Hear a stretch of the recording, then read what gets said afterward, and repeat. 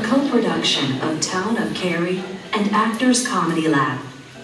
Our community partner for this production is Girls on the Run of the Triangle. In case of emergency, exits are located under the red exit signs on the sides and the back of the auditorium. Photography and recording devices of every kind are strictly permitted. This play contains some technical terms for anatomy and a few expletives. The author is very proud of these and asks you cut her some slack. Should there be laughter, remember, it is highly contagious, so please remain calm and continue to breathe normally. The princesses are fierce. Do not feed the princesses. Do not taunt or tease the princesses. They may attack at any moment. Watch out. Here they come. It's the Princess Talks.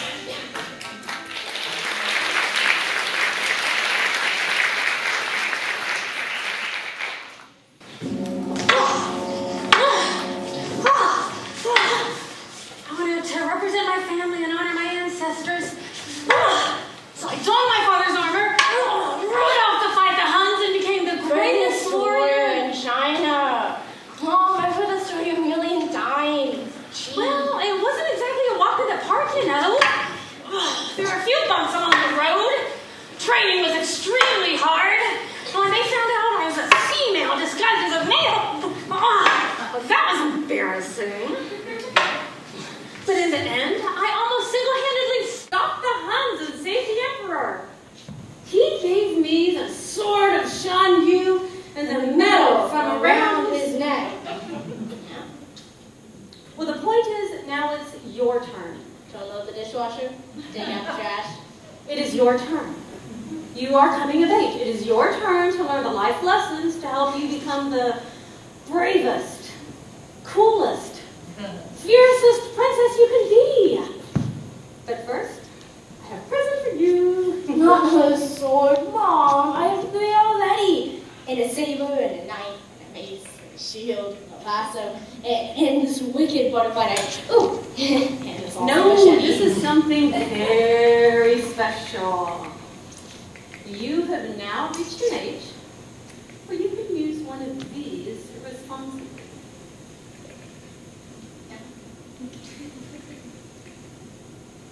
Thank you, Mom! First to speak freely, yes. Holy shit! You are very welcome. And you can enjoy your gift later, but for now, I need you to sit, listen, and learn, and promise to pay very close attention to these important life lessons. Are you listening to me? Yes, I heard you. So, behold the life lessons passed down from our ancestors.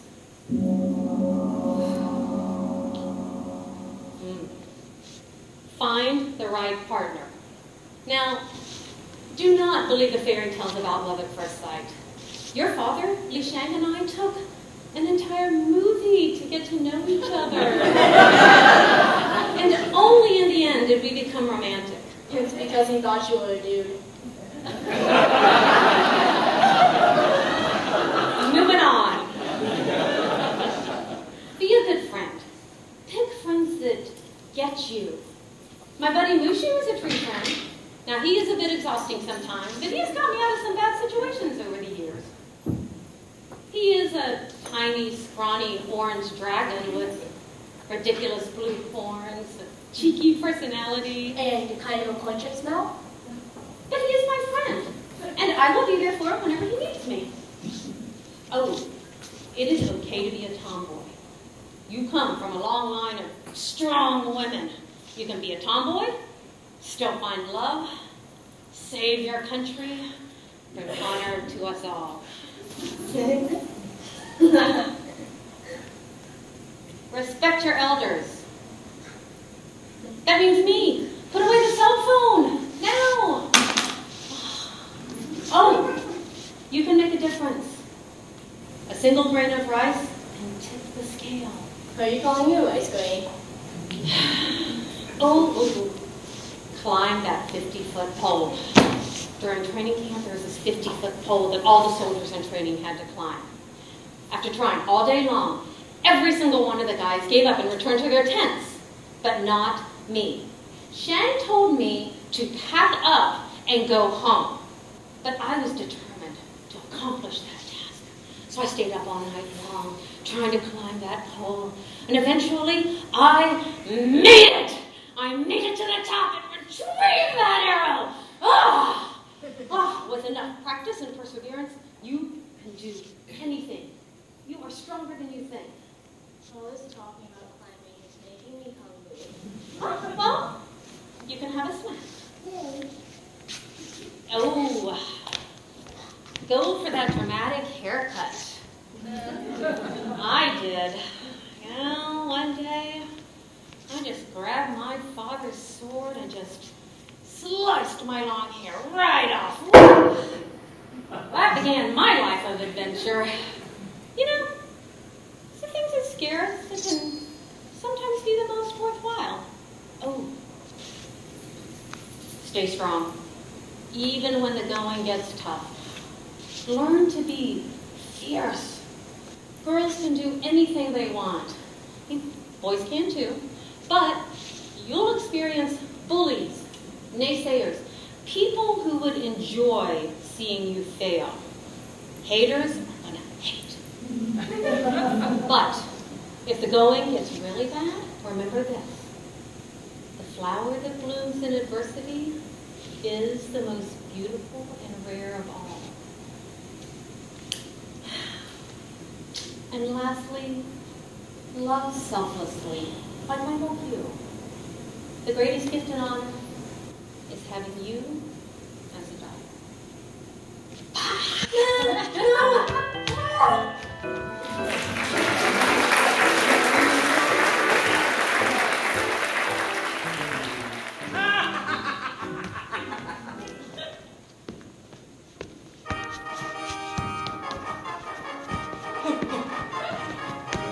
Your Highness, what a pleasure it is to see you again. You're looking so well. Yes, it is.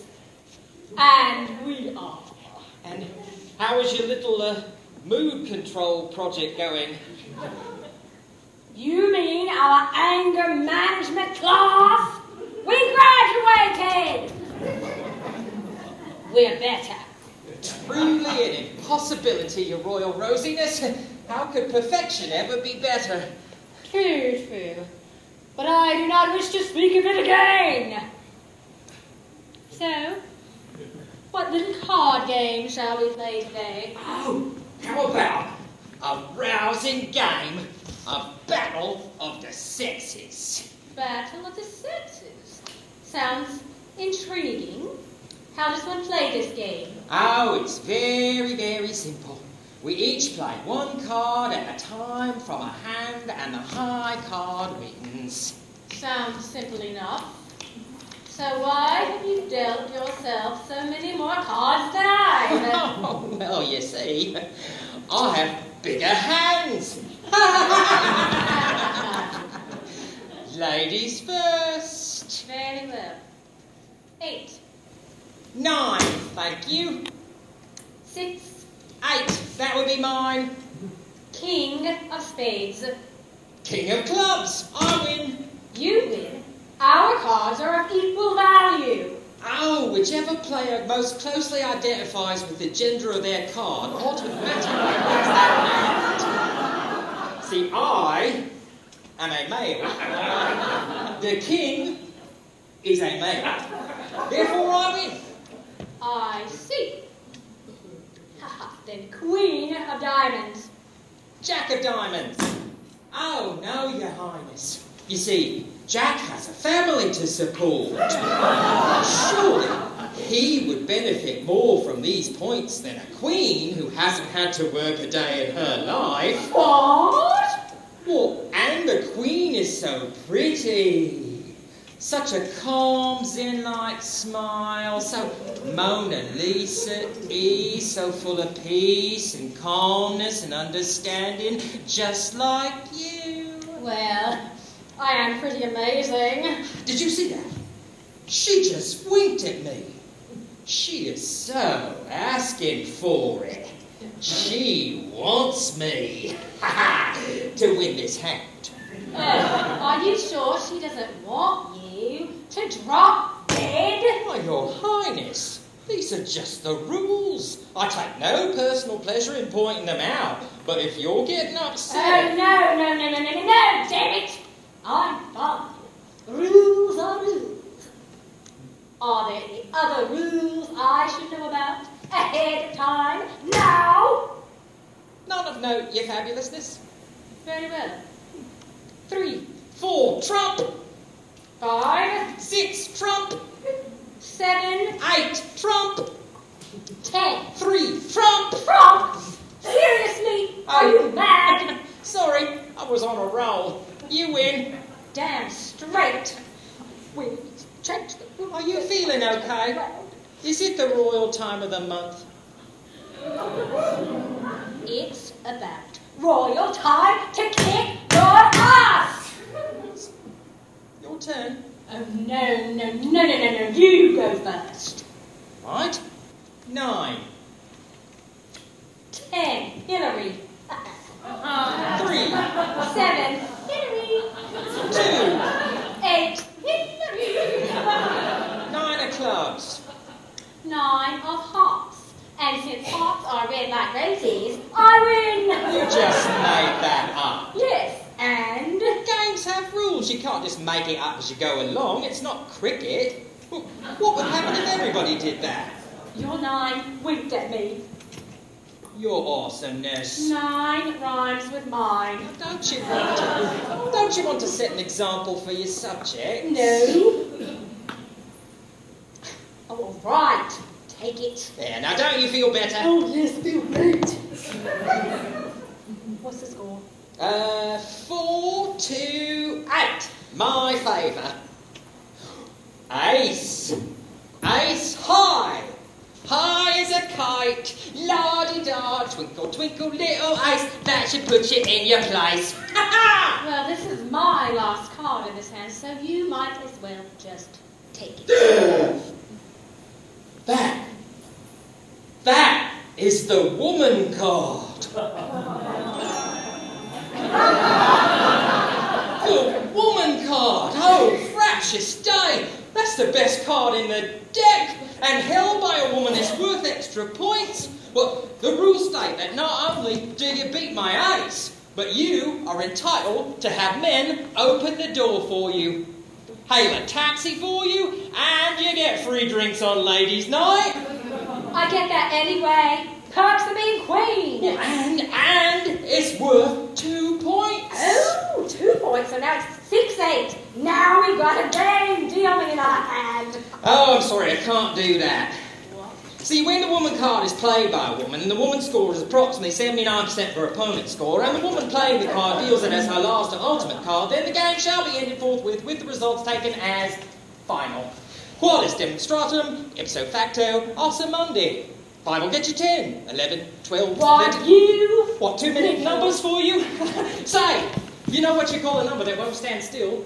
A Roman numeral. Oh, please, Your Majesty, don't get upset. I know anything with numbers is hard for you, because girls are just no good at math.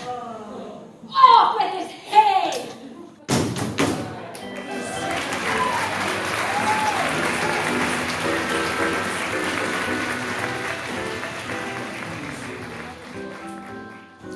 Greetings to you all, North Carolina. Many call me the warrior princess. Tonight, can call me just Xena. Allow me to be your guide beyond the cubicles, through the break room, around the conference room, into the copy room, and swiftly past the chambers of discrimination. Know this, only a fierce corporate warrior can survive. She must fight, she must battle, and in the rare instance where she knows that she will lose, she must delegate. Let us begin. Call forth the slides. Number 1, clear communication. In presenting new ideas to your allies, communicate clearly and present powerful arguments. Should there remain opposition to your initiatives, momentarily cutting off blood supply to their brain can prove an effective means of alternative persuasion.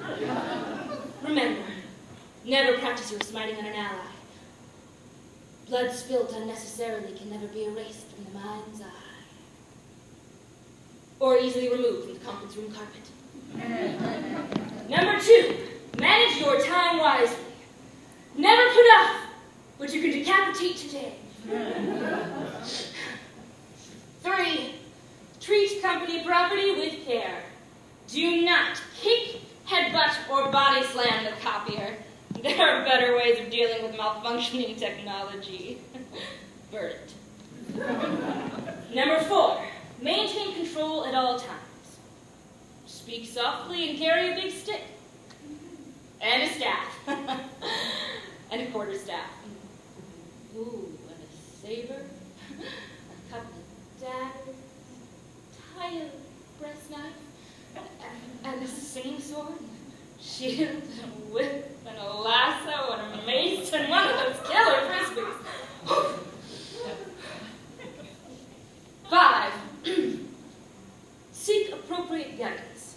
Gazing towards the heavens for divine guidance may prove good for the soul, but it can also leave you open to the attacks of surly midgets. Constant vigilance. 6, strive for success, that one, and aim for victory. Many people assume that I slept my way to the top.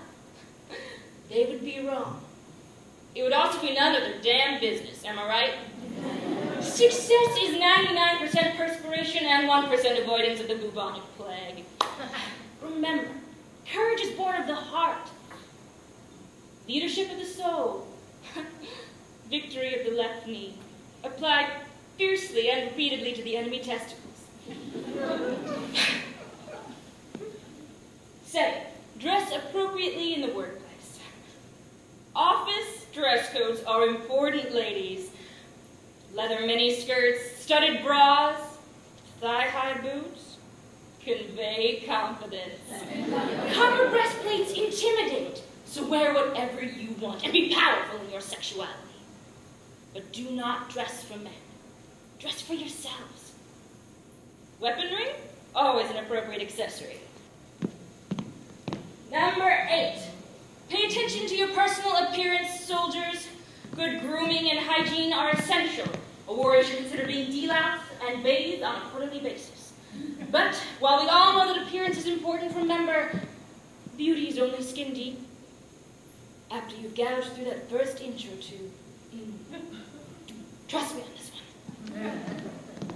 9, practice professional etiquette. Sending a brief thank you note to a fellow warlord after completing a successful summit is considered good etiquette. Sending a sympathy note to his next of kin after you have killed that warlord, also good etiquette. 10, follow the rules in the employee handbook. Habitual tardiness, grog abuse, low productivity, and the disemboweling of HR management are all grounds for immediate termination. Stay away from office relationships. Office romances are frowned upon. However, extraordinarily close, wildly flirtatious, sexually ambiguous friendships between warrior princesses and their pretty young strawberry blonde companions are, as always, highly encouraged. I love you, Gabby. 12, recognize that there is a double standard. When a male warrior expresses a clear, strong, well-defended opinion, he's considered a forceful speaker. When a female warrior kills that male for having that opinion, she's considered a bitch. Because I am a warrior princess, you might assume that I believe in the equality of the sexes. I do not. I have no intention of stepping down from my position of superiority. Yes, superiority.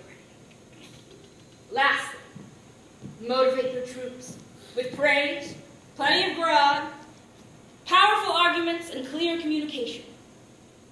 Or I could just skip all that and let loose with a well-screamed "Aye!"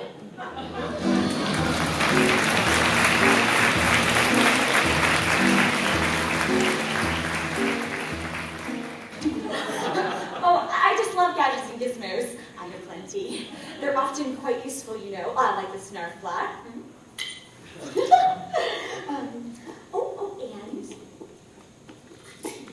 And the single hopper, and the spermid slinger. Oh, would you like to hear some mermaid jokes? Where do mermaids see the movies? At the diamond! Oh, where did the fisherman and the mermaid meet? Online! Oh, what did the sea say to the mermaid? Nothing. It just waved. Oh, what kind of phone does a mermaid use? A shell phone!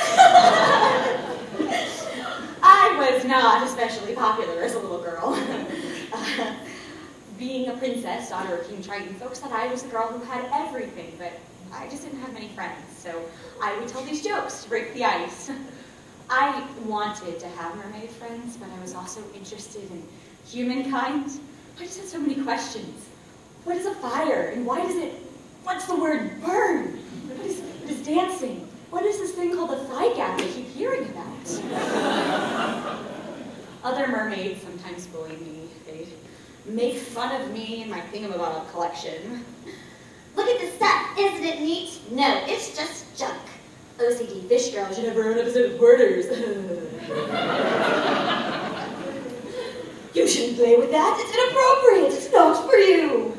One day, I dressed up like a human girl, and they beat me up.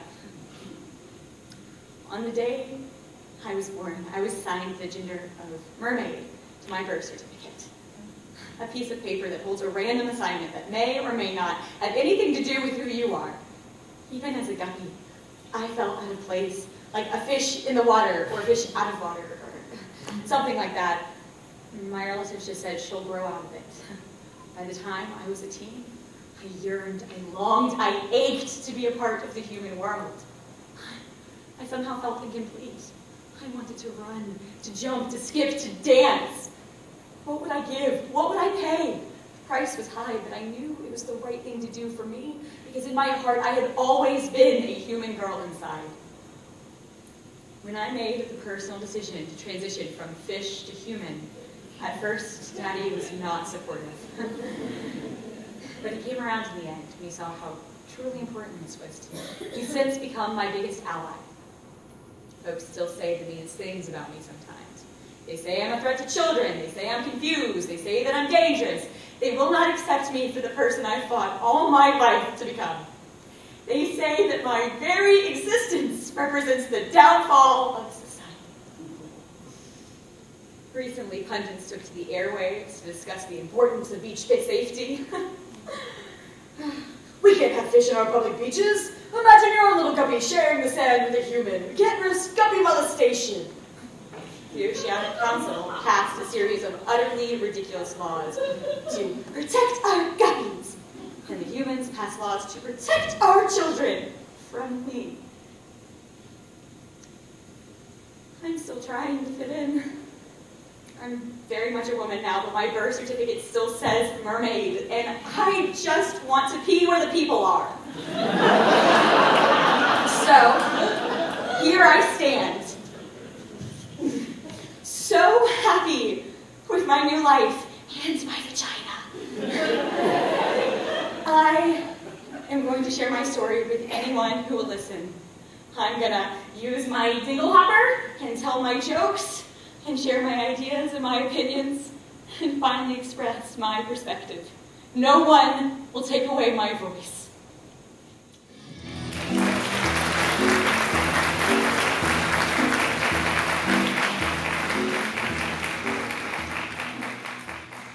In a moment, Alice will likely jump down into the looking glass room. Oh, what fun it'll be when they see me through the glass in here and can't get at me. I don't think that looks like me. Do you?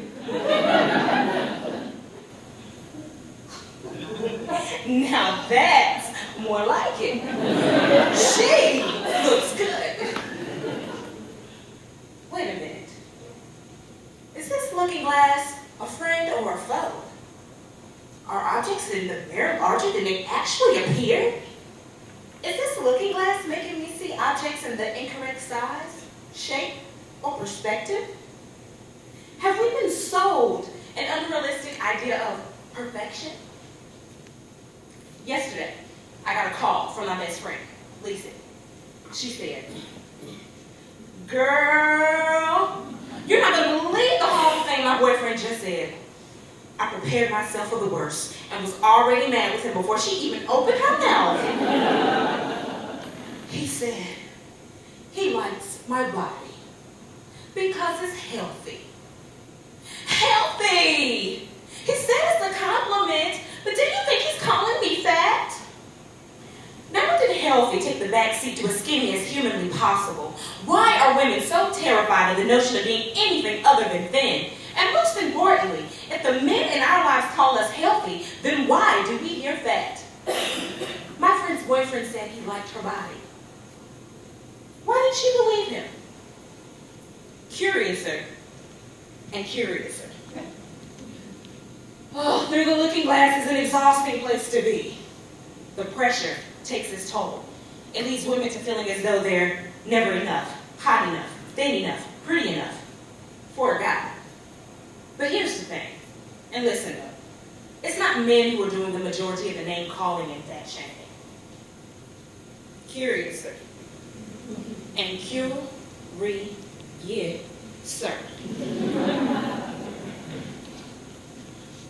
I've begun to realize that it's the world that I live in that's messed up, not me. When I went down the rabbit hole, I had a great adventure. But some girls go down rabbit holes where they spiral out of control. They pull inward. They are at risk of not coming back.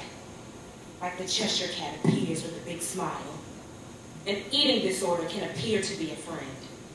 The voice purrs. You'd be perfect if you lost just 5 more pounds. 5 more pounds. 5 more pounds. This is such a bad place. But there are people out there who can help. People who love you. People who are trained to help you. People who are there to give you a boost, to help you climb out. As for me, now that I'm older, I can see more clearly. I see through the advertising industry. They're just trying to make a buck. I see through the beauty industry. They sell us illusions. But don't they know that beauty lies in imperfections and uniqueness? I see through the media. Perhaps instead of reading articles that promise to tell you the secret ways to get a sexy body any man will love, ask your own man or woman exactly what he or she loves about your sexy body. Let me tell you about my little sister, Carly. She's 8. She's at the top of her 3rd grade class. She loves jazz, ballet, swimming. She can sing every Beyonce song by heart. She believes in Santa and the Tooth Fairy. And she will always go for a second dessert.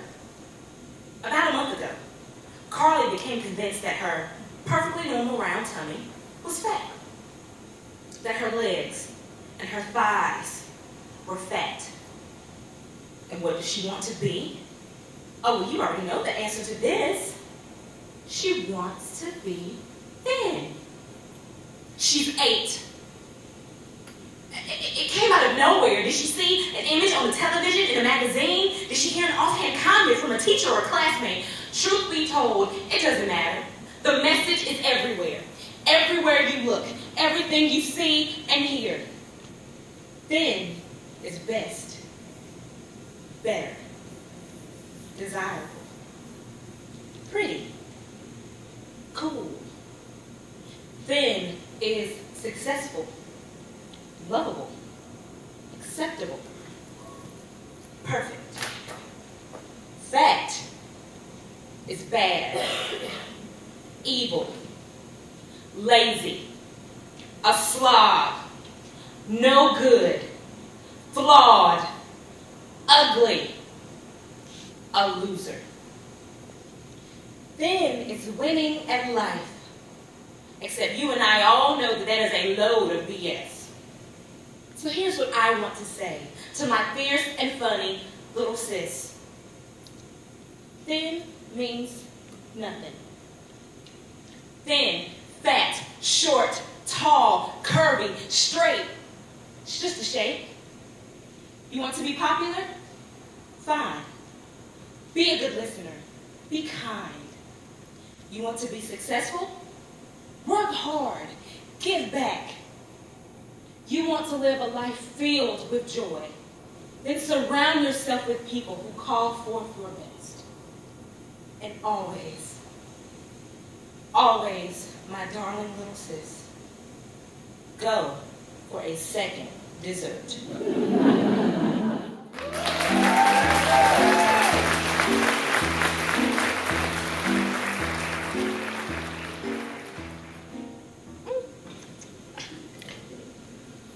Okay, I'll admit it.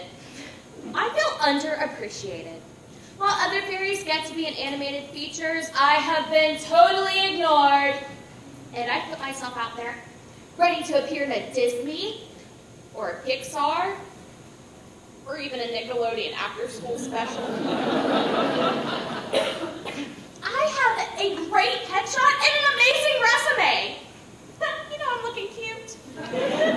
I am so much more than a pretty face, rocking bod, and pair of wings. I'm a certified healthcare professional. You know those three fairies in Sleeping Beauty, Flora, Fauna, and Merryweather? Merryweather. They all got to be in a major film. Why not me? They got enough screen time between them to make a full movie. That movie could have been my movie. Oh, and Tinkerbell. Let me tell you all about that shady bitch. Okay, clear your minds and breathe. Think of the story of Peter Pan. Really think about it. What do we remember about Tink? That she was a funny and adorable little fairy? A touch jealous? A teeny bit quirky? True. But what you might not remember is that she's completely nuts. Okay, think back. When Tinkerbell first appears in the nursery with Peter Pan, she takes a moment to admire her reflection in a silver tray. Remember that? Then, out of nowhere, she throws a big old fit when she notices her big booty reflected in the tray. So she's gained a little weight. Hey, it happens to all of us, but she was not about to calm down. Then, she meets Wendy, and we get to see her insane jealous streak.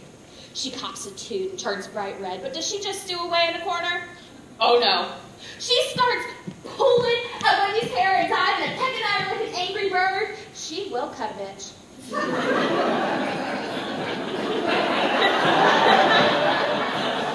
The TikTok is not only aggressive, she's flat out passive aggressive. Throwing shade at Wendy and calling her a big, ugly girl. And then, for the remainder of the scene, we, the audience, get a look at that famous resting bitch face of hers. Later on, Tinkerbell is hating on Wendy so bad that when they fly down to Neverland, she completely abandons Wendy. She rockets ahead and out of sight, leaving poor Wendy flailing and plummeting to the ground, lost up in the air. And if that's not enough, she lies to the Lost Boys, telling them there's a giant Wendy bird headed their way out of the sky. So Peter orders that the Wendy bird be shot down, and the Lost Boys start shooting rocks at poor Wendy. Here's Wendy, flailing and plummeting in the air, rocks flying, at risk of breaking every bone in her body. And here's Tinkerbell, just smiling with glee. Psychopath. After Wendy lands safely, Tinkerbell turns bright red with anger when she realizes that Wendy did not die. Even creepier, she doesn't try to deny her crime. Peter asks her, "Don't you know you might have killed her?" She goes, "Oh, yes." Tinkerbell, the original mean girl. She's a bitch. So back to my story. Headshot, fabulous resume, rocket bod. What does Hollywood do? They come up with quite possibly one of the worst ideas of a movie of all time. They cast a man in my role. Dwayne Johnson plays the Tooth Fairy. The Rock plays me. Does he look like me? No. Can he do what I can do? No. Oh, and get this. The movie was so successful, they made a sequel starring Larry the Cable Guy. Ew. Oh, sometimes I get so angry, I just want to use the F word. Not that F word. And no, not fairy. Feminist. Hey, Hollywood, it's the Tooth Fairy. I say it's about time for my action movie. You want the tooth? You can't handle the tooth. Please. I can shimmy down any drain pipe, leap from roof to roof, climb in any window, all while wearing taffeta and high heels. And I need cash! Oh. I gotta take this. Oh, hey, Shug.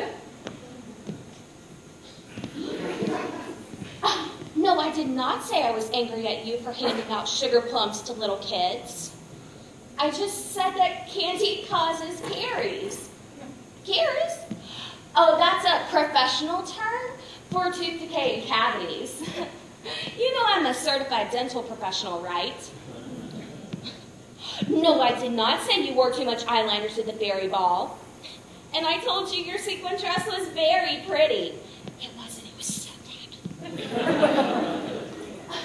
Girl, I'm gonna have to call you back. I'm at a professional conference. Yes, I'll call you back. Okay, come on. Not. Oh, bro, don't get me started talking about that tacky sugar plum fairy. I caught her just the other day handing out candy to little kids. Oh, no, she didn't. Caries, bitch, caries. Whew. I'm hating on that fairy so bad. Too much eyeliner and too many sequins. And get this, she got her own damn dance. What did she do to get a ballet dance named after her? What the frown? Calm down. Calm down.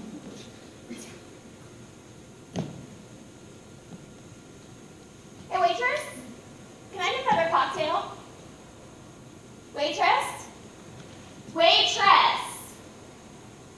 I don't know what her problem is. I always leave a tip. A nice shiny quarter. What?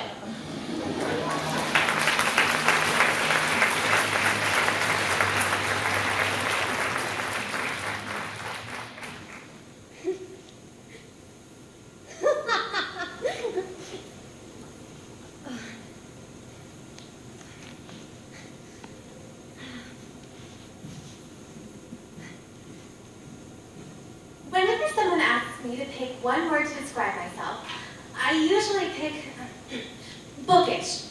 Not because I consider myself a stereotypical nerd per se, but because books have always held a special place in my life. As a child, my books were always there for me. Because of books, I could escape into a million different universes. I could be a mermaid, or a warrior princess, ha! Or Annie the Queen.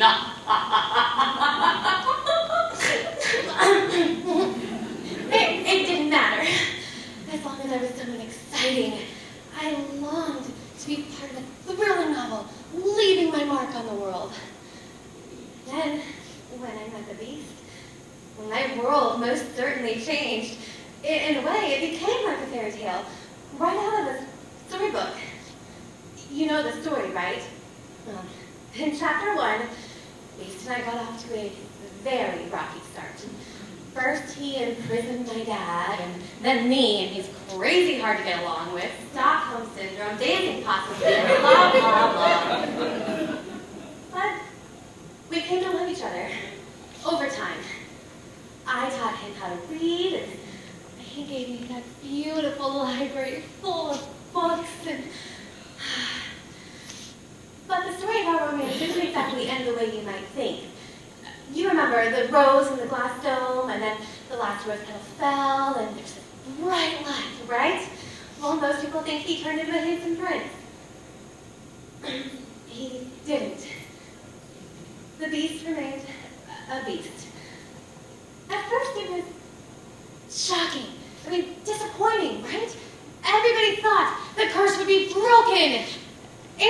some did turn into human beings. Mrs. Potts and Chip did. They lived in an apartment right here at the castle. Lumiere married Babette, the sweet little feather duster. They just had twins. A match set. Oh, Cogsworth met a nice little sports watch at the Pride Parade. They moved to the south of France. The dishwasher and the spoon.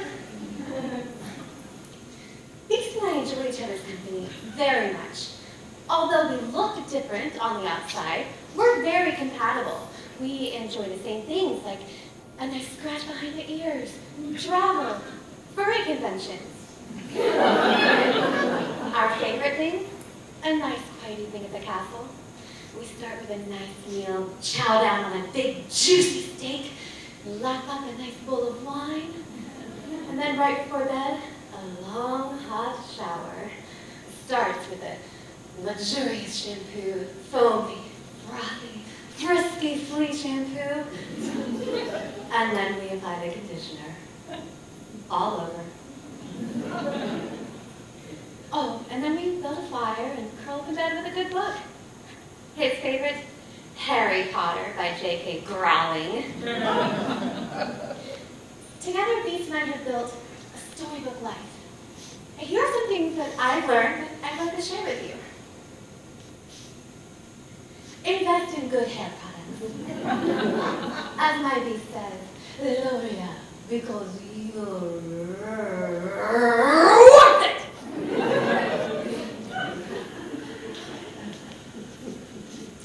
Stand up for being bookish. Being bookish isn't a bad thing.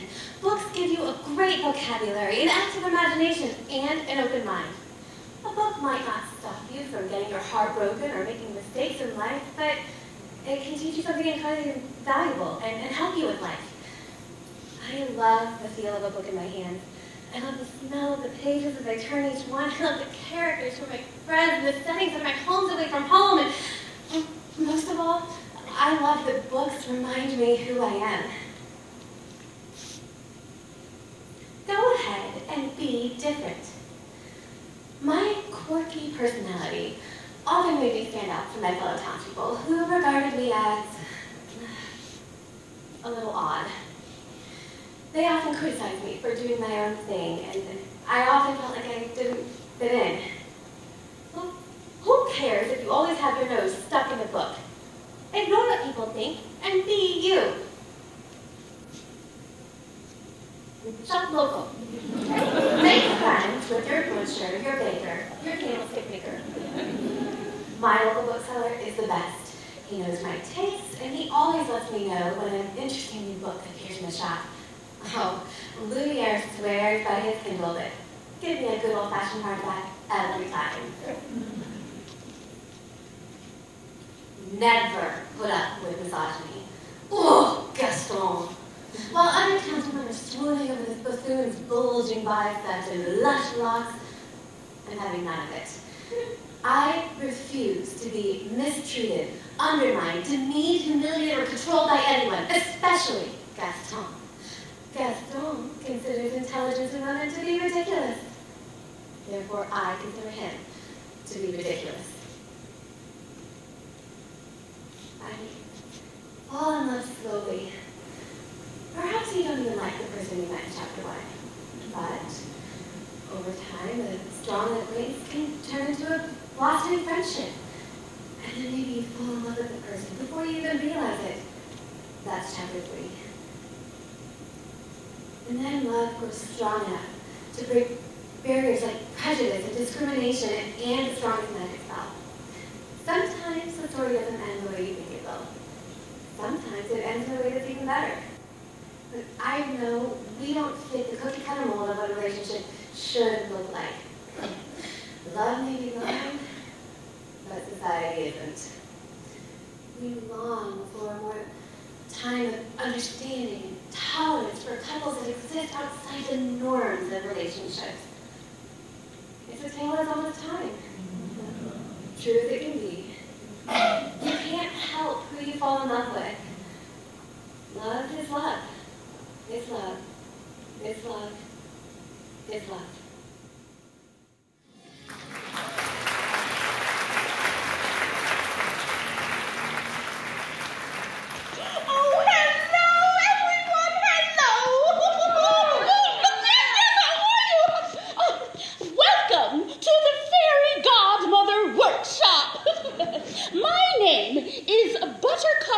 rainbow shimmer. But you can call me the notorious FGM. If you're looking for the feng shui workshop, it's downstairs in room 122. Just go through the lobby and turn right for the elevator. Good. Oh, I see so many aspiring fairy godmothers out there. Welcome! Now, I'm here to guide you, to help you discover your inner fairy godmother. Tonight, you will learn what it takes to bring your FGM to full potential. One of the most important tenets of FGMism is to support other women. And fairy godmothers make our living doing exactly that. I just love my job. Okay, now, are you ready to learn more? Let's begin. White light moving toe to toe. Heat and light together flow. Lights go off, screen come down. Enter colors swirling round. Magic sparkles now anoint knowledge from this PowerPoint.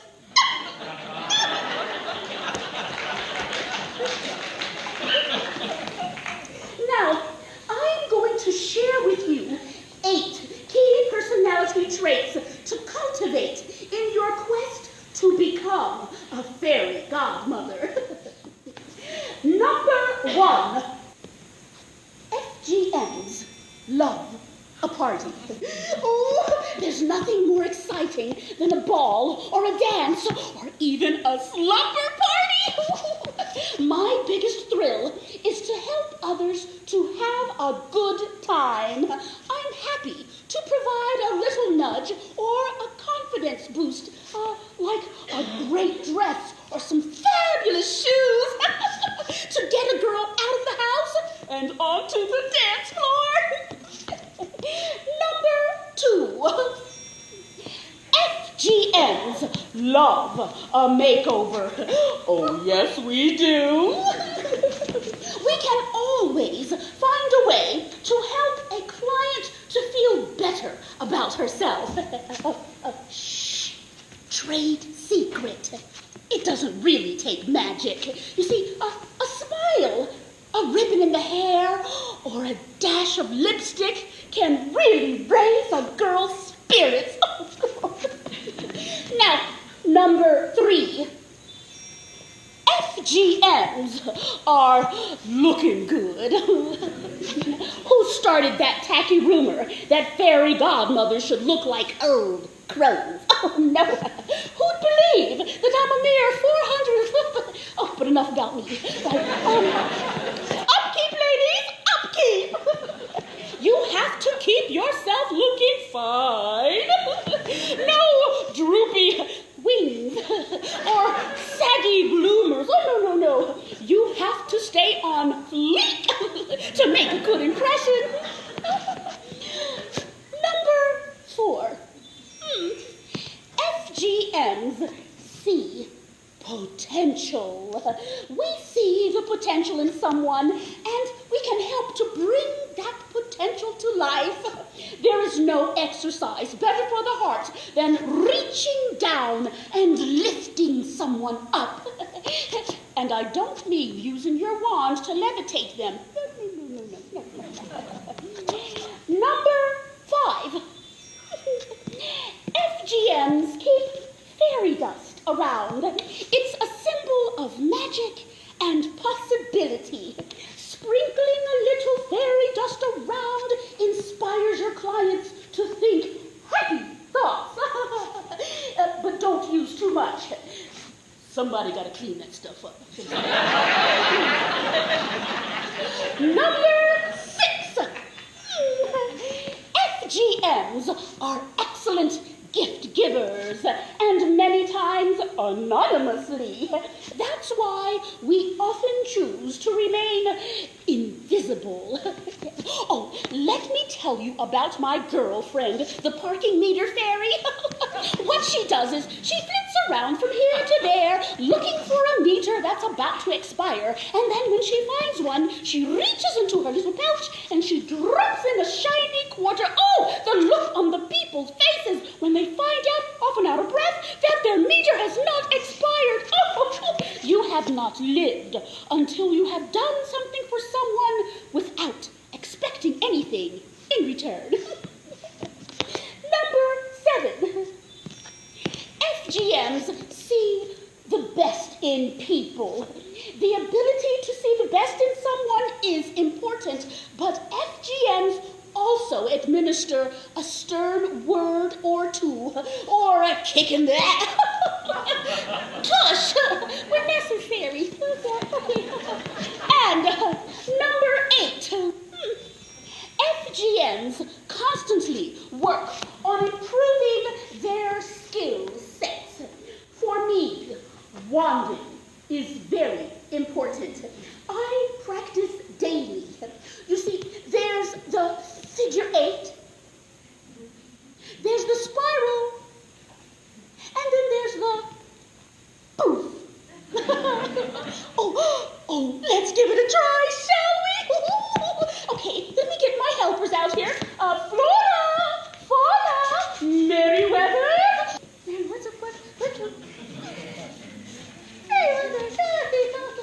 Okay, very good. So, now what I'd like are 3 eager volunteers out here in the audience. Raise your hand, and would each of you please go find me a willing volunteer? Raise your hand, come. Yes.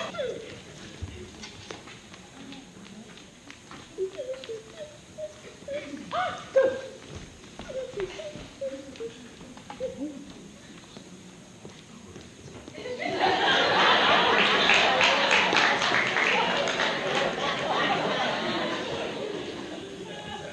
Very good. Hi.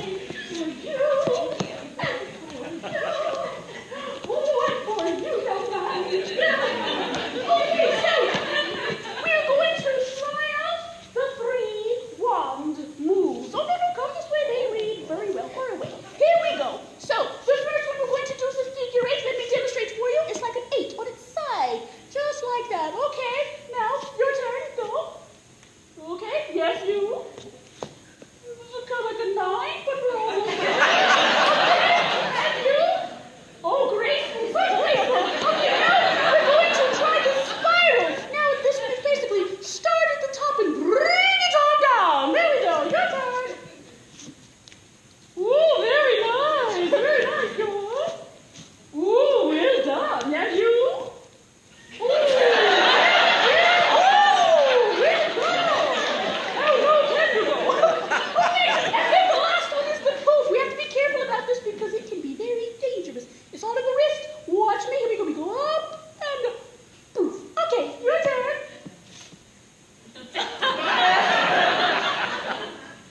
Ooh, she got an elbow in it too. Well done. You. Ooh, nice one. And you. Is there any doubt? Well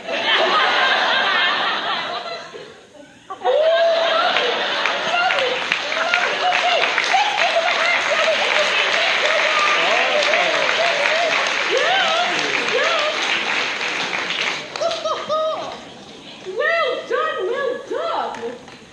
So, and now, a few parting words of personal advice from me, the notorious FGM. First, read yourself a bedtime story. Filling your mind with fanciful images and magical thoughts is so much healthier than the 11 o'clock news. Explore books that tell inspiring stories about magical lives. You'll feel happier in the morning. You may find that you awake with a smile and an attitude that anything is possible. Even miracles take a little time. Just because it's not happening when you feel like it should doesn't mean a thing. All good things come in time. You just have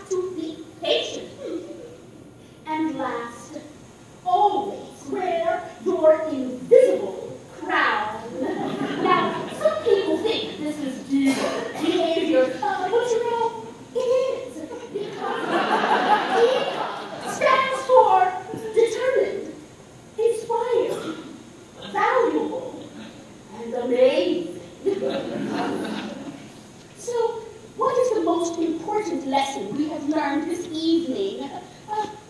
Everyone deserves a fairy godmother. And everyone can be a fairy godmother. Thank you, and good night.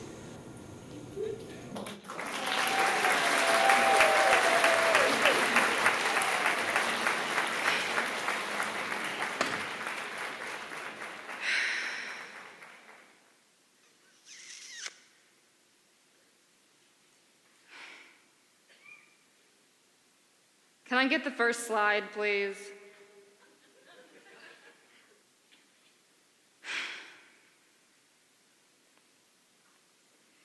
Can I get the correct first slide, please?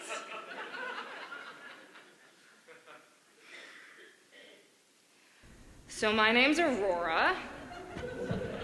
It's Aurora. You can call me Contrary to rumor, I don't just sleep all the time. I get out. I go places when I feel like it. I talk to people when I feel like it. I'm an introvert. Duh. And yes, for the record, I do have a touch of narcolepsy. Hence the vapid and inane nickname Sleeping Beauty. I mean, who comes up with these names? Anyways, what is narcolepsy? Well, it's a chronic condition where you fall asleep suddenly and usually completely without Oh, this is my life. I have cue cards for this. So, I just want to say to all my introvert brothers and sisters out there, stay strong. And here are a few lifestyle tips from me, Princess Number 1, thorn bushes. Plant that shit everywhere. Front yard, backyard, around the doors and windows, people just tend to stay away. Especially those nosy fairies who are always so insanely chirpy, perky. Number 2, get a dragon. See, the trick is to raise one from when it's really young. And do not feed it that Purina dragon chow. That stuff is disgusting. I just use my Domino's Pizza app. So what if he eats the pizza guy and the pizza? I wasn't that hungry anyways, so. All right, number 3. 3 words. Amazon Prime now. Number 4. Get a catchphrase and use it whenever you can. I mean, put it on a t-shirt, hang it on a wall. Mine is, I'm okay, you're okay. In small doses. So fairies are the ultimate extroverts. Imagine being raised by 3 fairies in a remote cabin in the woods, and then being brought back to the palace on your 16th birthday completely unprepared for, being a functioning human being, let alone for the duties of being a princess. I mean, explains a lot, right? So Flora, Fauna, and Merryweather are just so outgoing. As a kid, I remember wincing or scowling or even growling out loud whenever they'd come over to me with their tiny little wings. Oh God. I felt accosted by their pleasantries. With them just trying to be nice. They'd always ask me stupid questions like, why are you always so serious all the time? See, they assumed that I was shy, and then they just redoubled their efforts to draw me out. We're gonna draw you out. See, believe it or not, I am far from shy. I just find being around people exhausting.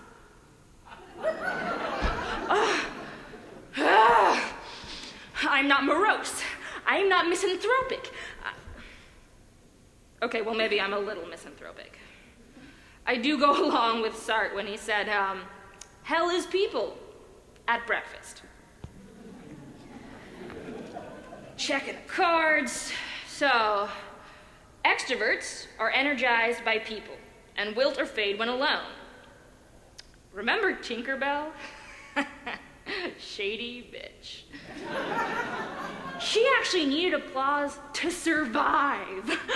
I mean, clap if you wanted to live, clap, just believe, oh believe, clap if you wanted to live. FDM, I'm here at Princess U's castle thing for her birthday party, but I think she's boring herself to sleep. I don't know.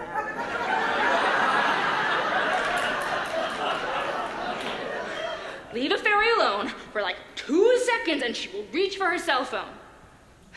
In contrast, after an hour or two of being socially on, I just need to turn off and recharge.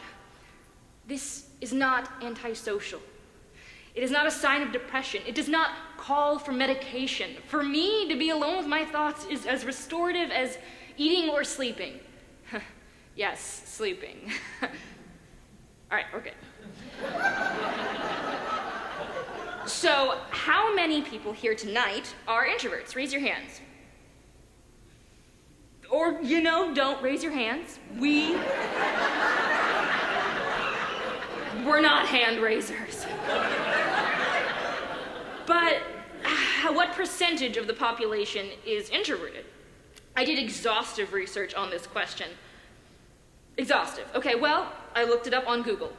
But the answer, 25%, or a little under half, or, and this one's my favorite, a minority in the regular population, but a majority in the gifted population.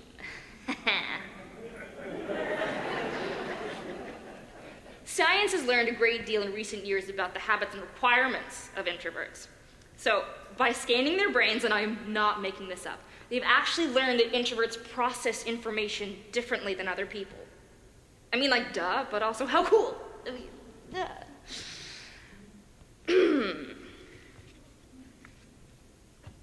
Are we introverts misunderstood? Hell yes. Extroverts are easy for introverts to understand because extroverts spend so much of their time working out who they are through social interaction. Like puppy dogs. But the street does not go both ways. Extroverts have little or no grasp of introversion. They assume that company, especially their own, is always welcome. They cannot fathom why someone would need or want to be alone. I mean, as many times as I have tried to explain, I have never felt like any of them really understood. I mean, they do listen for just a second. You don't say, oh, poor thing. And then they just go right back to the yipping and the barking and the yapping and the talking and the constant...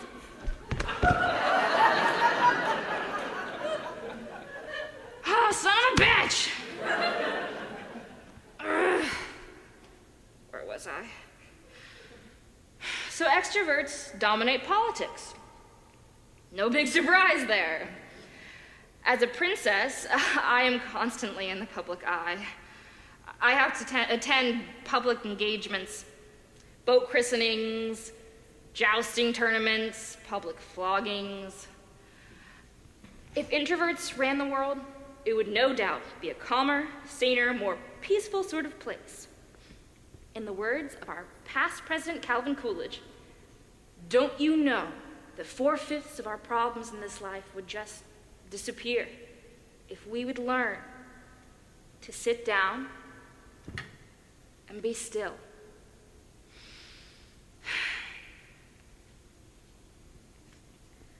With their endless appetite for talk and attention, extroverts also dominate social life. Yes, which means that they get to set the expectations. In our extrovertist society, being outgoing is seen as normal and desirable, a mark of confidence, happiness, leadership. Extroverts are described as vibrant and warm and big-hearted. People person is a compliment. I don't even... Introverts are described with words like guarded and loner reserved, self-contained, private. What narrow, ungenerous words. And the crappiest part about it is that extroverts have no idea the kind of torture they put some people through. I mean, sometimes, as we gasp for air amid the fog of their 98% content-free talk, we wonder if extroverts even bother to listen to themselves. I mean, still, we endure, stoically. What do? We roll our eyes towards the heavens and silently curse the darkness. But female introverts, we have it worst of all. Because in certain circles, a man can still be considered what they used to call the strong and silent type, right? But female introverts, we're perceived as withdrawn and shy and timid and here's my favorite, haughty. Haughty. Just call me a bitch already. And extroverts, you know what? Listen up for a second. Sit, stay, good extroverts. Someone you know, love, respect, and interact with every day is an introvert. And you are probably driving this person nuts. We do not care for our introverts properly. Society has to recognize that it's not a choice, it's not a lifestyle, it's an orientation. Introverts, you need to come out to your families. Tell them what you need. A dream is a wish your heart makes. I dream that one day introverts will be more widely understood. Perhaps, in the future when we have formed the Simply Quiet Women's Introverts' Rights movement, squirm, we will have the courage to say, I'm an introvert. You are a wonderful person, and I like you. But now, please, shut up! Let's say it together. But now, please shut up! Yes! Oh God, I'm tired.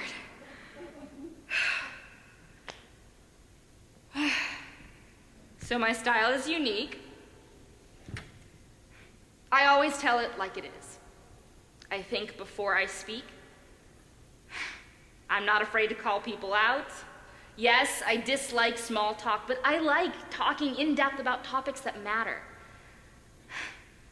I'm not going to get along with everybody. but I'm confident in who I am.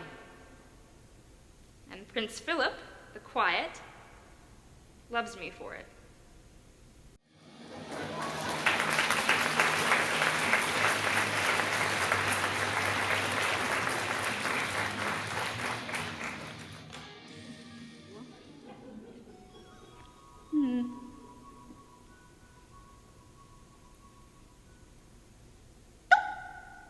Ugh. Ooh. Oh.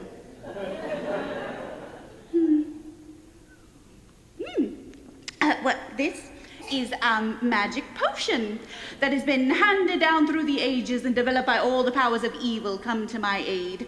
This delicious elixir brings eternal youth and beauty to whomever drinks it, and only I know the formula. I am the most beautiful woman in the kingdom, and if anyone dares challenge my claim to being the most beautiful, I will know about it.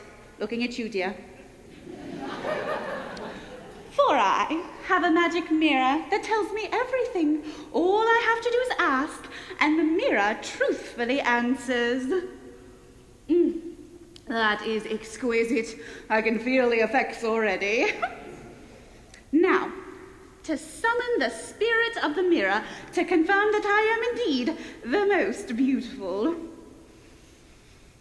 Oh, magic mirror, come from the farthest space. Through wind and darkness I summon thee, speak. Let me see thy face. Shoot. What is thy bidding, my queen? Time for my beauty treatments before I meet up with my friend Cersei Lannister and every trinket for cocktails. I just love those ladies. Do you know why we're such good friends?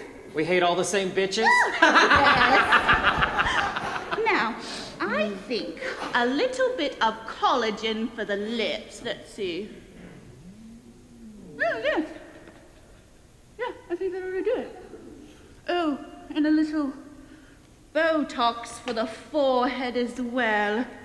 Let's see here.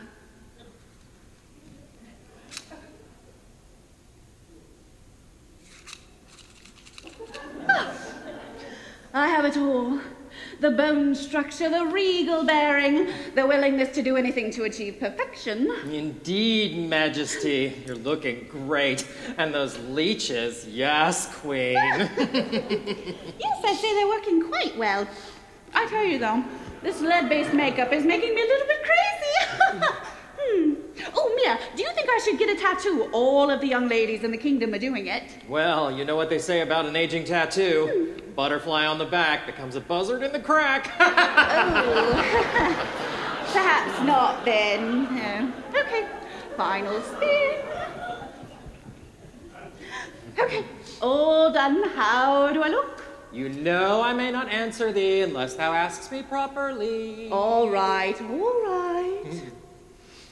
Mirror, mirror on the wall, who's the fairest of them all? Famed is thy beauty, Majesty. But lo, another maid I see. Alas, she is more fair than thee. Lips as red as the rose, hair black as ebony, skin as white as snow. Oh, Snow White. Tell me the truth, Mia. Tell me the honest truth. Is it because I'm fat? Is it because I'm fat? Oh, you are such a looksist. Well, of course I'm looksist. Hello, I'm a mirror. But what am I going to do? Oh, now, Queenie, now don't be upset. You know, some people might even say that being beautiful's not the be-all and end-all. You know, what if you thought of your wrinkles, teeny, tiny little wrinkles, as signs of wisdom and experience? Value yourself for something more than a transient, superficial aesthetic. I have no idea what you're talking about, but it sounds to me like something ugly people would say. Oh, but never mind. I have an idea. Oh, Huntsman! Huntsman, I need you to kill Snow White. Cut out her heart and bring it to me as proof of murder successfully executed. I so don't like the way this is looking. Oh, it's such a bugger being Queen, Mira. I mean, here I am, rich as shite, and wholly unconstrained in my exercises of power by any sort of written constitution. And yet, I still have to plaster a smile on my face and pretend to love that dreary little stepdaughter of mine just because everyone else in the land does. But you are the only mom she's got. Well, bad luck that. I have no maternal instinct whatsoever. And besides, I have a kingdom to rule or whatever. Thank you, dear. You may go. Mirror, mirror on the wall, now who's the fairest of them all? Over the 7 jeweled hills, beyond the 7th fall, in the cottage of the 7 dwarves dwells Snow White, the fairest of them all. Hey, what's in the box, girlfriend? Snow White lies dead in the forest. The huntsman has brought me proof. Behold, her heart. Now, what'd you go and do that for? Ew. You know that's a pig's heart, right? What? The heart of a pig? I've been tricked. Oh, it's not a problem. I've got the best recipe for pig's heart flambé. Oh, I am You just so take some not basil eating and pork. I am on a diet. I must maintain my figure if I'm supposed to catch a man. Well, hey, I've got a thought. Have you ever heard of online dating? Oh, of course I have. I'm not living in the dark ages. Or maybe I am. As a matter of fact, I have recently joined villainmingle.com. Ooh, hey, let's pull up your profile. Ooh. Girl, you need to update this. Oh, what do you suggest? Photoshop? Gallons and gallons of Photoshop. Well, get to it. Well, let's see, has this thing got an exfoliate button? Shut up and make me beautiful. All right. Let's see, a little nip there, a little tuck there, a little mani pin. No peeking! I just love a makeover. And save. Voila! Oh, you're a genius. I know, right? Okay, so let's have a look at your hobbies. I enjoy injecting apples with various deadly concoctions for purposes of evil. Well, that's... oh, wait.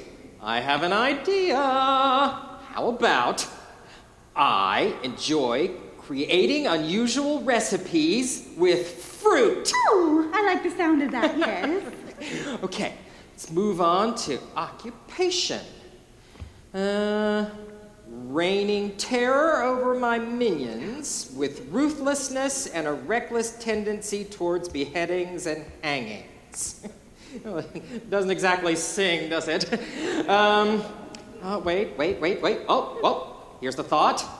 How about ruling my kingdom with proactive management techniques? Yay! Good job. High five. Okay, and now what are we looking for? It's ISO MWIWNPMWD. In search of man with infinite wealth and power for mutual world domination. I don't know that we're going to find anyone on here for you. Oh, who wouldn't want to date me? I am beautiful, cultured, interesting. You poison people. Tell me that's not interesting.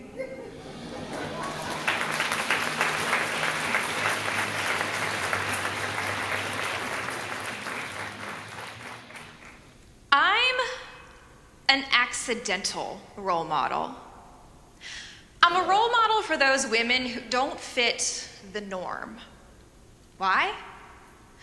I guess it's because I chose to step out of society's rules. It's because I don't have a husband, a spouse, a groom, a boyfriend, a sweetheart, helpmate, roommate, playmate, associate, significant other, other half, better half and half, consort, escort, pool boy, pool toy. Yes, speed dating can work. If you're looking for the type of man who needs a timer, a bell, and a checklist to talk to strangers for 4 minutes. And online dating, well, it's sort of like shopping for a car. You have an idea in mind of the basic make and model that you want, and you have a list of specifications and options you would like to have. You also understand that going into this, you're probably not going to find that perfect one. So you already know that you're going to have to settle. But you accept this reality and you begin your search, looking at an endless stream of pictures and making comparisons. And well, this one is a newer model. Oh, this one has too much mileage. Swipe. Swipe. Swipe.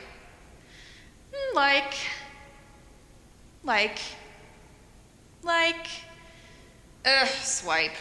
Yeah. At some point, you either stop searching or you just pick somebody already. So, here's my question. Where are the stories about the female characters being single? It's just as much fun to read a story about a female character that has no interest in anything romantic or marriage related. It's time for modern and refreshing stories about female characters who want to break free and show their strengths. So, what am I a role model for? Freedom. I side with women and men who choose, yes, choose to remain single. Why choose to remain single? I'd rather stay in than go out. You know, the weather in Arndale is pretty cold. The cold never bothered me anyway, but the most enticing place for me to spend on my Friday nights is in my cozy room in the castle and not at a singles bar. because the people I like to spend my Friday nights with is the cast of Orange is the New Black, as my binge session continues on Netflix. Commitment, not for me. You know, I'm a free spirit. I don't want to be restricted. Besides, I have a queendom to run. I don't want to settle. Life is too short to settle for anything less than what I truly deserve. I'm not the kind of girl who settles. Don't be the kind of girl who settles. Keep not settling. I have a low tolerance for bullshit. Relationships are all about working it out and being patient and compromising. 3 things I have absolutely no interest in pursuing. I'm picky. He's too short. Oh, he has too many feelings. Why did he text me all day? Oh, why didn't he text me all day? Blah, blah, blah. We need this magic machine where we can input exactly the traits and qualities we want in our dream man, and then he magically pops out, and then we live happily ever after. Well, until this machine is invented, you can find me making ice sculptures in the foyer. I am reliable. I'm always there when I need me. I would rather cuddle a pint of ice cream than a man. Yeah, at least this delicious snack won't judge me for being myself. I think it's just as normal to be single as it is to be married. Do you know when I sing my song about letting it go? Well, the message that I want to send to little girls is, it's okay to be yourself. You don't have to hide or conceal what's inside you in order to feel normal. And honestly, I think fairy tales where there's a love interest will tend to be unrealistic and, well, fairy tales. And the female leads often behave so ridiculously. For example, I love my sister Anna, but do you all remember when she almost married the wrong guy? Elsa, this is Prince Hans, and we're getting married. Hi, Queen Elsa. You can't marry someone that you just met. Oh, but he's really cute and rich, and it's love at first sight. You just made me really mad, and now I'm gonna take off my gloves and freeze everything. I hope you're happy. You may argue that stories about love and romance and marriage are universal. But nothing is more universal than being single. I mean, we're all born single, right? We've all been single at one time or another, right? I may be alone, and you may be alone, but at least we're not with the wrong person. I'm single because it's a choice. I don't need someone to validate for me that I'm an amazing, caring, beautiful, ice-making woman. Here I stand. I have everything I need to be happy and whole with myself, and you can too. Let it go.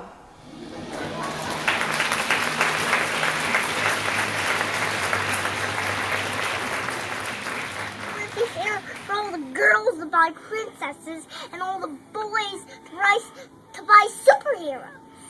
Well, why? Because girls want superheroes and the boys want superheroes, and the girls want pink stuff and the boys don't want pink stuff. Yeah. Boys want both, but why did you think they do that? Because the companies who make these try to trick the girls into buying the pink stuff instead of stuff that boys want to buy, right? Right, but you can buy either, right? And boys can buy either. If boys want to buy pink, they can buy pink, right? Yeah, so then why do all the girls have to buy princesses? Some girls like superheroes, some girls like princesses. Yeah, Some boy like superheroes, some boy like princesses. absolutely. So You're absolutely right. why does all the girls have like pink stuff and all the boys have like different color stuff? It's a good question, Riley. I am General Leia Organa, and I have traveled here today to share with you my observations on your culture. On my planet, I am powerful, intelligent, and endowed with some truly amazing hairstyles. On Earth, I'm a doll. In my culture, my age, rank, and experience set me apart as a strong leader. On Earth, I'm a doll. I was born with the regal title princess. And princess, that word has illusions. The beautiful princess. Oh, we rescue the princess. No tiara wearing for me. I was a rogue princess that carried a lightsaber. When I introduced myself to Darth Vader, I didn't use the word princess. I said I was a member of the Imperial Senate. You may say, but General Organa, you wore a gold bikini in your film. Senators usually don't do that. And this is my response. A giant slug captured me and forced me to wear that stupid outfit. And then I killed him because I didn't like it, and then I took it off. I was raised in a royal household, but I had martial arts training, which every girl in House Organa receives. I grew up around politics. We worked to overthrow and impose dictatorship. Becoming a senator allowed me to create policies, build alliances, prevent war, and save lives through diplomacy.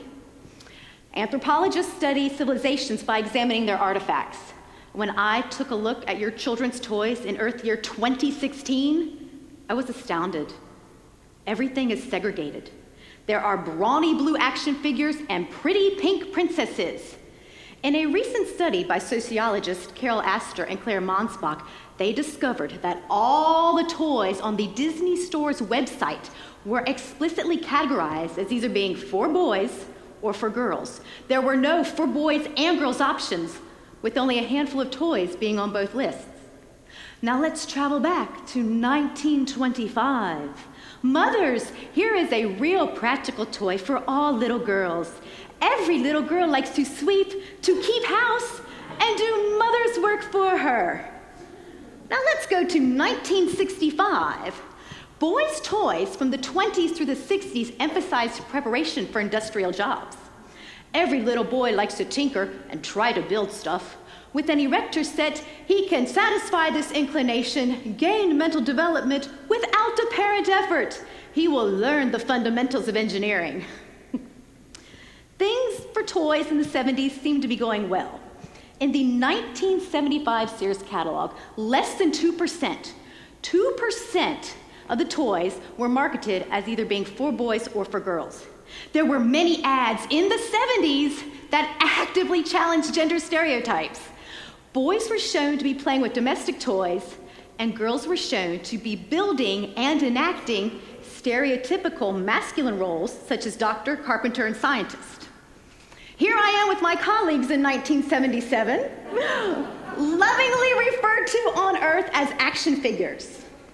Action figures, I like that. A figure from 1977 would go for about $12. The box, about $2,200. In 1984 came the deregulation of children's television programming. Oh, see, now the toy companies could create 30-minute ads disguised as TV shows. Gender became a differentiator, and so did the toys. By 1995, gendered toys made up roughly half of the Sears catalog offering. Let's go back to 2016. This is the new Empire Strikes Back action figure set. Luke, Stormtrooper, Boba Fett, Yoda, Frozen, Han Solo. And here we have the 2016 Princess Leia collector doll. A doll, not an action figure. I've been demoted. 2016 toys send out gender cues such as color and the new fantasy-based roles of the muscle-bound action hero and the pretty pink princess. These are regressive gender stereotypes. Could it be that the little homemaker of the 1950s has become the little princess we see before us today? How can you expect your women to become generals, or senators, or president? Earthlings, don't raise your daughters to be dolls. Raise them to be action figures.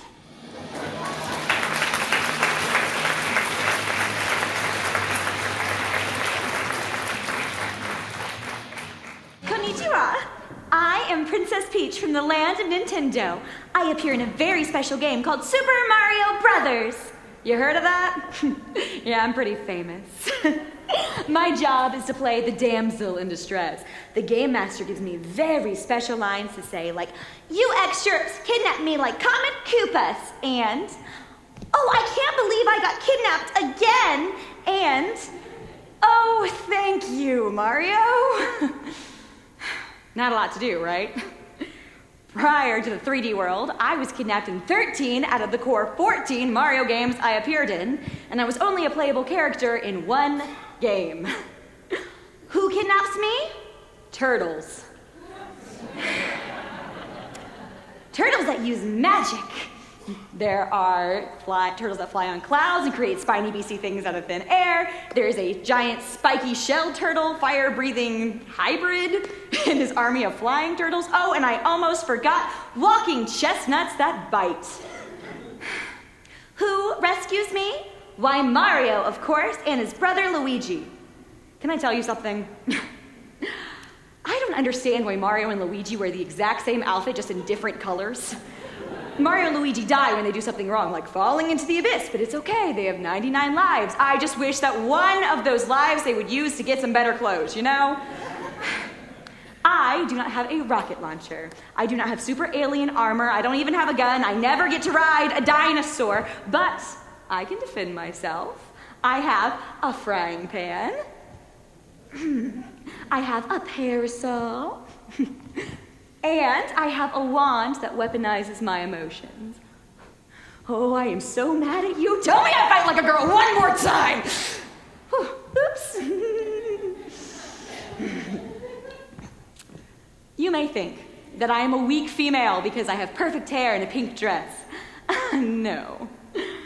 My high heels and my dress are my liberation and my power. Here's some advice from me to you. You can be incredibly girly. You can shave every hair on your body. You can wear that fierce pair of 6-inch stilettos. You can defy outdated notions. Wearing a pink dress and high heels doesn't have to mean anything other than today I felt like wearing a pink dress and high heels. It shouldn't be an indicator of anything. Turn the fashion industry around. Fashion is a form of self-expression, so express yourself. Let's take this time to turn the fashion industry against itself and create new opportunities for body positivity. Everyone should rock it. Ladies are not the only ones who can wear a pink dress and fierce pair of shoes. People of all different shapes and sizes, spanning all gender identifications, should enjoy the freedom and empowerment of dressing up. There's no need to justify your actions. Sometimes a dress is just a dress.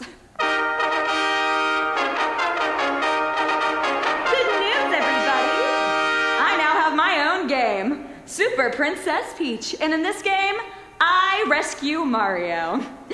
I have been a damsel in distress in the past many times, that's true, but I am not a dumbass in distress. I am a character with flaws and strengths like all good characters should be. Mario and Luigi, go put on those granimals and do some plumbing. That's your job. My job is princessing, and I have a country to run. I am strong, I am powerful, I am rich, I am famous, I am Princess Peach.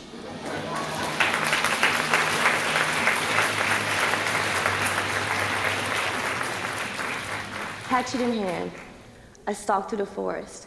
I creep out from Mr. J.M. Barrie's book, Peter Pan. I signal to the band of braves at my back, pirates. When Peter Pan saves Tiger Lily's life, he calls her, I call him my great white father. Mr. Barry called Tiger Lily a red-skinned princess of a Pickaninny tribe. Mr. Walt Disney drew broad-nosed, red-faced men who sang a song called "What Made the Red Man Red?" Why does he ask you how? Why does he ask you how? Once the engine didn't know all the things that he know now, but the engine, he sure learned a lot, and it's all from asking how. Hana Mana Ganda, Hana Mana Ganda. We translate for you. Hana means what Mana means, and Ganda means that too. When did he first say ugh? When did he first say ugh?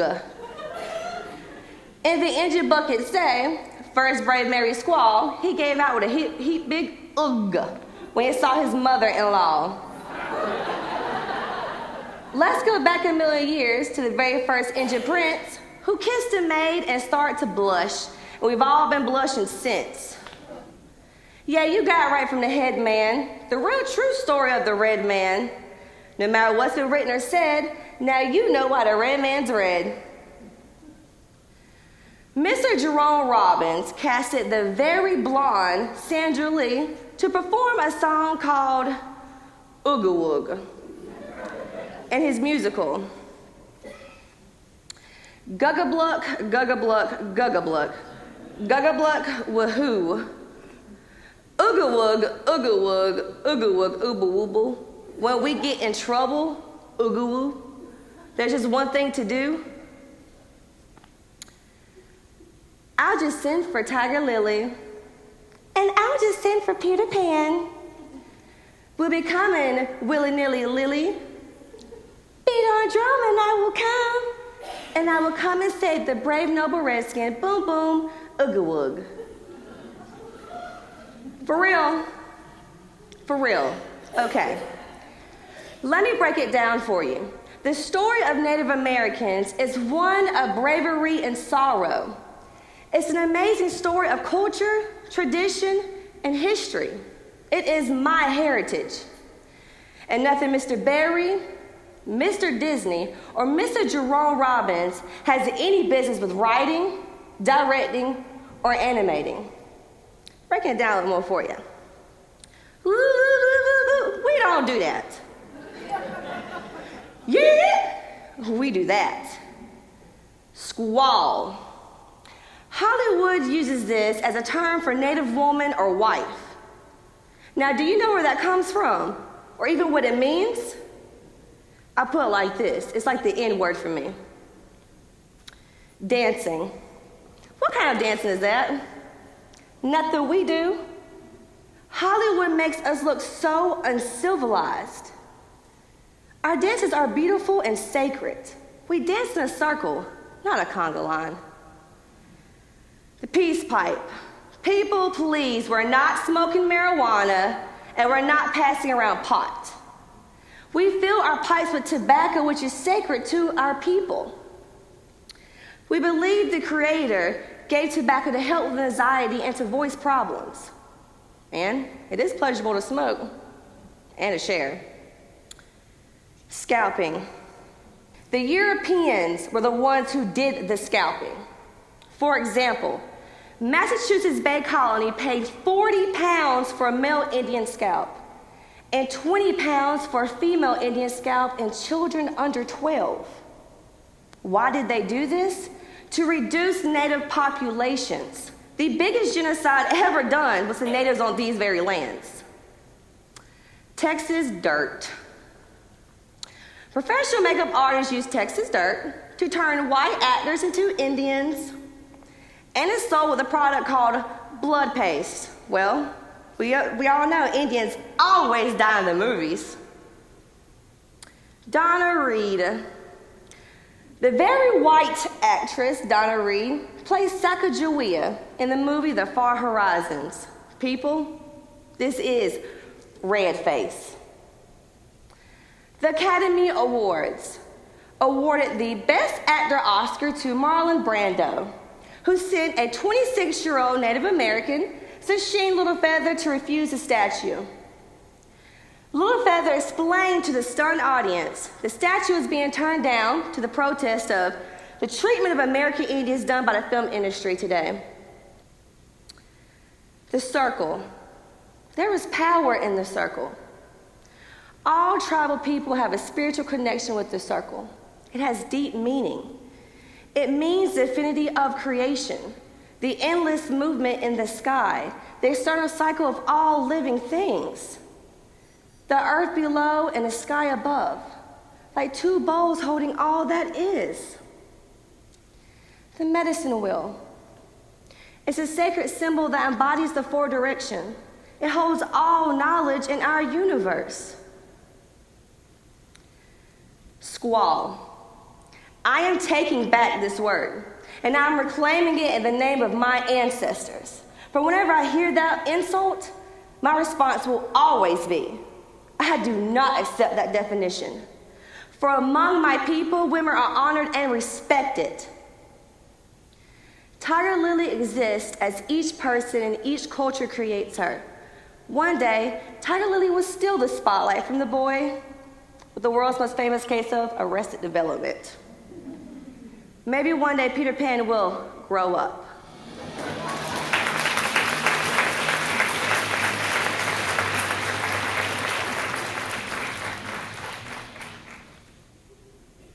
Well, the rumors are true. I'm pregnant. I guess you all don't like babies, huh? Let's try that again, shall we? I'm pregnant. Thank you, you're too kind. I'm not sure how that happened. Just kidding. I know what goes where and why. It goes there, and there, and there, and there, and there, and there, and there. And there. Aquarium cancels octopus mating because cannibalism. Well, I enjoyed him afterwards with a nice Chianti. I'm a single lady. So, you must all be wondering, just how does the ultimate villainess be a caring and responsible parent to over 200,000 eggs, while at the same time taking over the world and turning it into an evil kingdom? Well, here are my 8 tips. Get it? 8 tips. For raising lovely and fierce daughters. Tip number 1, remind her that it's important to act like a lady. However, some situations call for unladylike behavior. You tell her, if you're going to act like a crazy bitch, make it count. When the deed is done, straighten your hair, reapply that lipstick, and carry on. Number 2, assure her that she can always come to Mama about anything on her mind. Number 3, encourage her to make the most of what she's got. And get a proper bra fitting. Take it from me, it is well worth the extra time and money. You'd be amazed what proper undergarments can do. Number 4, support her imagination and exploration. If your daughter is gender creative and decides to dress as a male, teach her how to tie a tie. Number 5, teach her the correct names for her genitals and use them matter-of-factly. If she wants to say wee-wee, that's fine. But if she grows up, make sure that she knows her vulvas from her vaginas. Number 6, make sure that she has the science-based biology books. Destroy those pamphlets that make her feel that sex is wrong or bad. Number 7, remind her that body language is important. You tell her, never do anything that you don't want to do. You can say no at any time. Sex is consensual. And finally, number 8, teach her that she has the power over her own reproduction. No King Triton or member of Congress is going to legislate our bodies. We cephalopods must live up to our reputations of taking over the world and raising lovely, fierce daughters. That's what it's all about under the sea. As for humans, well, those poor, unfortunate souls.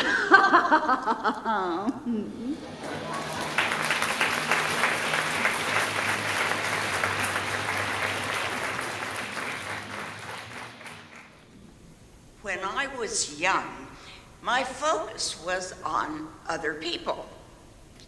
But the older you get, the less you tolerate everyone's bullshit.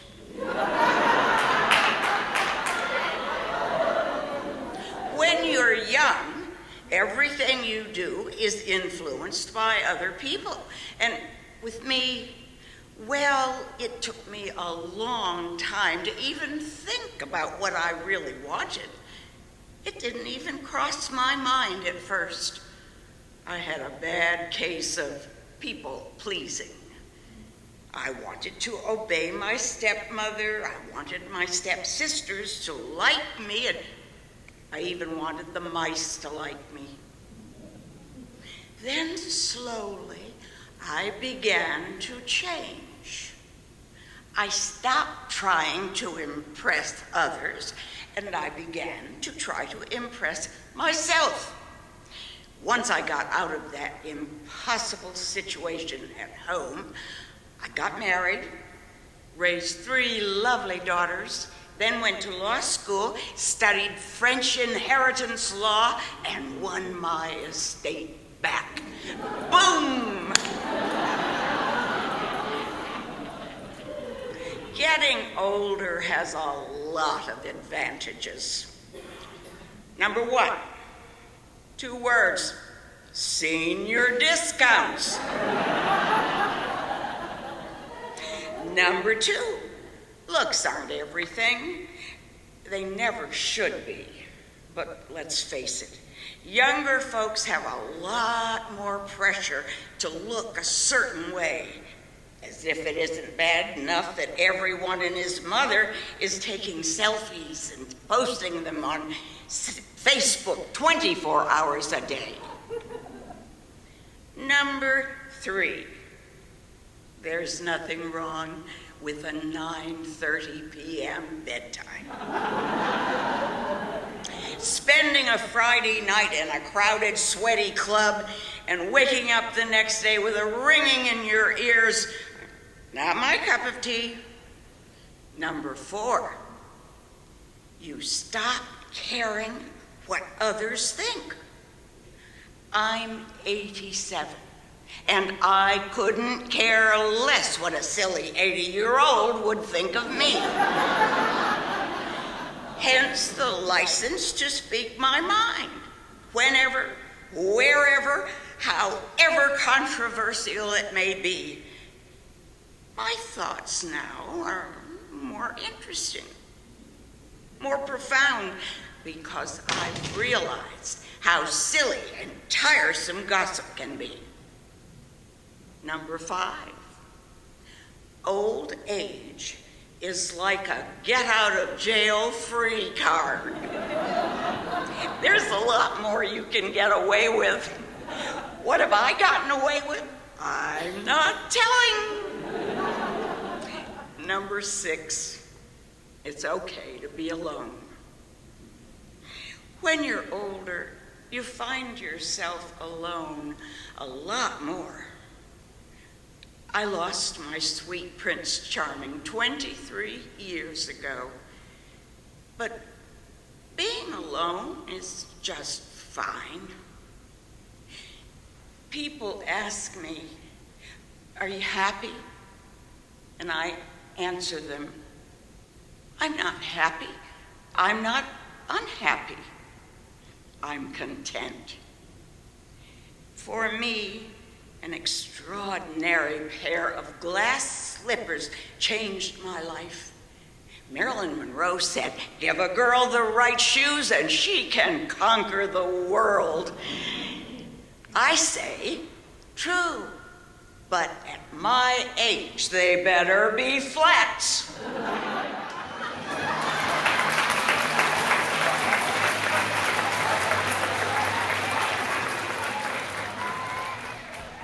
Oh, hi.